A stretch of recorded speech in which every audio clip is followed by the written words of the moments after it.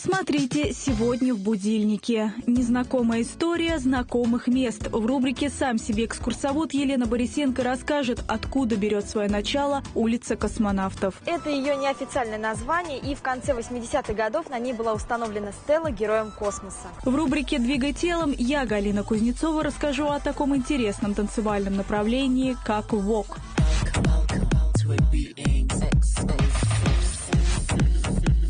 В рубрике «Доверяй, проверяй» Антон Пальчиков спросит у прохожих, верят ли они новости, что в Китае для изготовления традиционных палочек для еды срубают 20 миллионов деревьев. 80 миллиардов китайских палочек в год изготавливаются в Китае. Верим. Это и не только «Смотрите в будильнике».